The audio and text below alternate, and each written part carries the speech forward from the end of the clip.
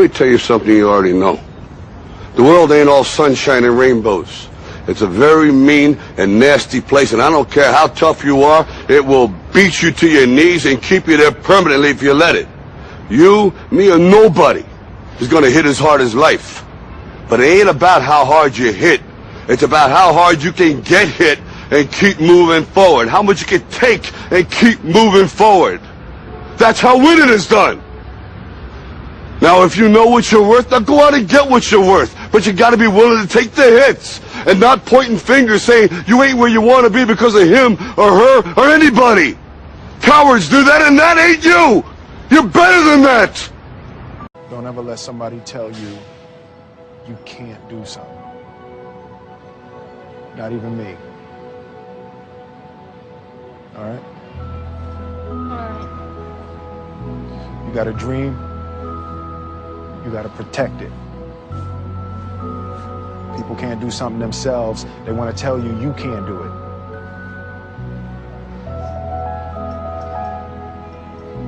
You want something, go get it. Period.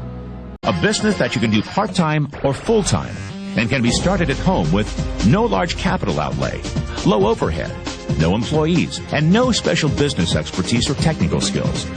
A business that allows you to work your hours for your goals. A business that offers time freedom, financial freedom, and a franchise-like, step-by-step business plan. Hi, my name's PJ, and welcome to our short presentation. Have you ever wondered how the rich keep getting richer while broke people stay broke and the middle class seems to be shrinking? Well, this isn't nearly as mysterious as it may appear when you examine the specific differences in how broke people, the middle class, and the rich spend their money. Now, this is such a simple concept, yet so profound, it nearly knocked me out of my chair when I finally understood it. I'm going to show you exactly how the rich spend their money, and you can evaluate for yourself why they keep getting richer and the broke keep getting broker, and why the middle class remains so stressed out. Now, to get started, I'd like to review some financial terms we'll be using during this presentation. The terms that you need to be familiar with are cash flow, which means money you bring in, expenses, which means money you spend, assets. Now, this is the most confusing one. You're probably familiar with the traditional definition of an asset, which is something you own or have equity in. However, back in the 1990s, Robert Kiyosaki introduced us to a new definition of an asset in his groundbreaking Rich Dad, Poor Dad series of books. Robert taught us that an asset is something that pays you, and that's the definition we'll be using here. Liabilities is the last term, and it's defined as things that cost you money. As an example, a house is typically viewed as an asset. But can it actually be a liability? Yes. With our revised definition, anything that costs you money is a liability, not an asset. If you have a mortgage, your house is an asset to your banker because it pays him or her every month. But could a house also be considered an asset to you? Yes, in the right circumstances it could, when it pays you money. Let's say you buy a house and you rent it out, and it paid you a positive cash flow every month after all expenses. That would then be considered an asset. Now, one more time with the terms, just to be very clear before we continue. Cash flow is money you make. Expenses, that's money you spend. An asset pays you, and a liability costs you. Now let's take a look at how broke people spend their money. Now, when I say broke people, I'm not referring to the destitute. I'm speaking about that large portion of our society that lives from paycheck to paycheck and who never seem to have any money.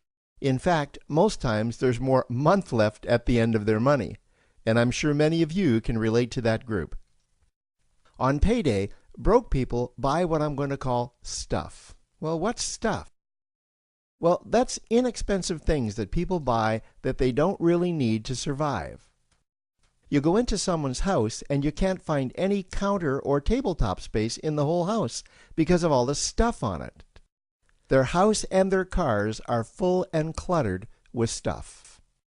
Well, where do they get all this stuff? They buy it at the flea market, at the garage sale, at the dollar store, at the craft show. So cash flow comes in and then it goes straight out the expense column to buy stuff. You see, broke people never really educate themselves on assets and liabilities.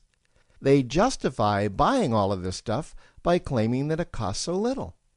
But over the years, it's all they ever have.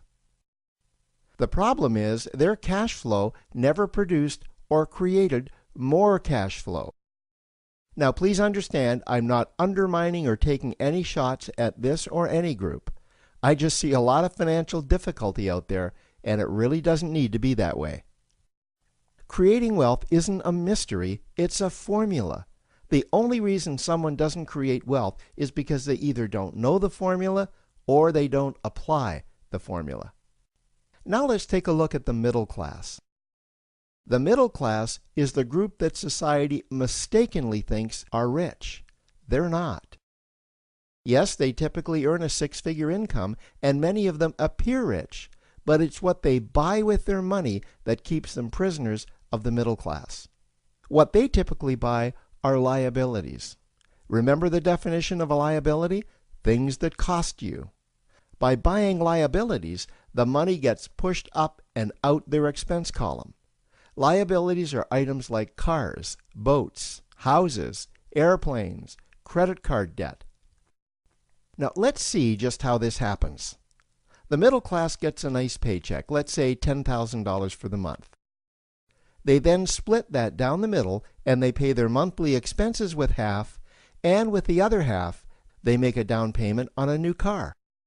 The car costs $5,000 down, and after they add on the insurance and the maintenance, that liability now costs $1,100 new every single month. A few months go by, and they want a boat, then a vacation home, a Rolex watch on their credit card, a vacation on their credit card.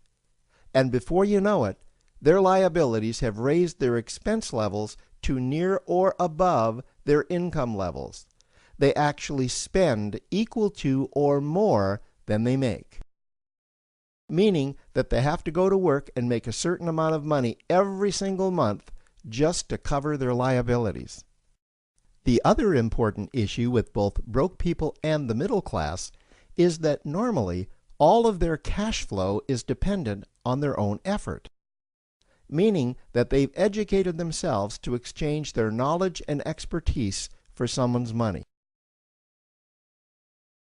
Also, the money they earn is usually the highest taxed form of income. Here's an example. An attorney is knowledgeable about law, so people pay him or her in exchange for that knowledge on an hourly basis. The problem here is that if the attorney isn't sharing that knowledge with a client, then the attorney isn't making any money. This causes lots of stress and anxiety in their lives, and if you ever ask them to take an afternoon off to play golf with you, well, they very rarely can because of how much money it'll cost them to take that time off. On the surface, life's pretty good. The reality is that it's a roller coaster ride. That's the middle class. Now, I know this group very well because for a great deal of my adult life, that was me. Now let's take a look at how the rich people spend their money. Rich people acquire assets. Again, an asset is something that pays you. If you want to become rich, buy assets that earn you more money. The money cycle looks like this. Acquire assets that produce cash flow, invest the profits to acquire more assets that produce more cash flow, invest those profits to acquire more assets that produce more cash flow. The rich spend their money and acquire things that produce more money. Here are a few examples of assets that produce more money.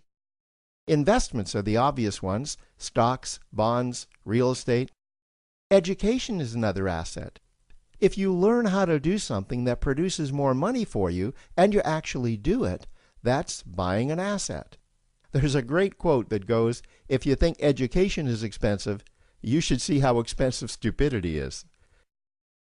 Another example of assets you can acquire that pay you are cash-generating opportunities, especially those opportunities that can create a passive cash flow. Passive meaning that once you build it up, the money continues to flow whether you're still building it or not. Here's a small example. Let's suppose you bought a pinball machine and you put it in a barber shop, and you don't spend any of the profits. You save them until you can buy another pinball machine and put it in another barber shop. This, by the way, was Warren Buffett's first business. If you don't know who Warren Buffett is, he's one of the top 2 richest men in America. The rich are extremely eager to find those passive cash-generating opportunities because those opportunities continue to pay them month after month, year after year, long after they've stopped working the opportunity. You know, I see this happen again and again with successful entrepreneurs. They find a passive cash flow stream that they build up, and it continues to pay them month after month, year after year. They then take those profits and multiply them in another passive cash-generating opportunity, and then again in another. In conclusion, here's what I've learned over the years. You can't find these passive cash-generating opportunities unless you're open to hearing about them. Then, once you find them, you must be willing to see what fits you and then act. Now, the reason I say this is that I once answered a hokey little ad that I ended up generating 7 figures from, simply because I answered that ad and then took action. These opportunities are out there, you just need to find them. You also must be opportunistic enough that when the right situation does present itself, you don't miss it. So remember, broke people buy stuff, the middle class buy liabilities, and the rich acquire assets, preferably cash-generating opportunities that can create passive cash flow. They then take that cash flow and invest it in another asset that produces more cash flow. That's the wealth creation formula. Now, I trust you found this introductory information helpful. Now, to learn about one of the greatest cash-generating machines on the planet, click on the link below to proceed to step 2. Just 3 years ago, she had never been in an airplane because of a fear of flying. Now, 25-year-old Jessica Cox is a licensed pilot, which is pretty incredible considering she was born with no arms. Les Trent with her story of triumph and courage. This pilot is flying with no hands, literally. Jessica Cox is the nation's first and only licensed pilot who has no arms. When I tell people that I'm a pilot, they're like, "What?" Jessica was born without arms, but she can do almost everything with just her feet, from putting in her contacts to texting her friends on her cell phone, even playing the piano.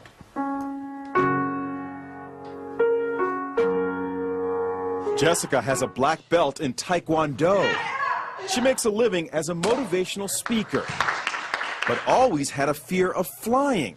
So Jessica decided to face her fears head-on and got a pilot's license. She talked with our Jim Murray. How is it possible to fly a plane without hands? You know, it's even hard for me to believe when I'm talking about them. You just do it. Jessica invited us up for a spin high above the Arizona desert. Her lucky flying shirt reads, "Look, Ma, no hands." She showed us how she controls her plane. And I would have my right foot right here on the yoke and my left foot here on the throttle. And I'm using my big toe to push on the push-to-talk switch. So you feel perfectly safe? I do, yes. Is there any issue of safety at all? You know, there's not. After, an hour, just like driving with her in a car, after an hour or so, you don't even really realize she has no arms. Our cameras were mounted inside the small plane to see Jessica in action. Watch as she takes off. Jessica uses her left foot to control the throttle. Then her right foot pulls out the wheel as she lifts off. It looks scary, but she does it like a pro. And watch, after she makes a picture-perfect landing, she stretches her leg and opens the cockpit windows. How was the flight? That was fun.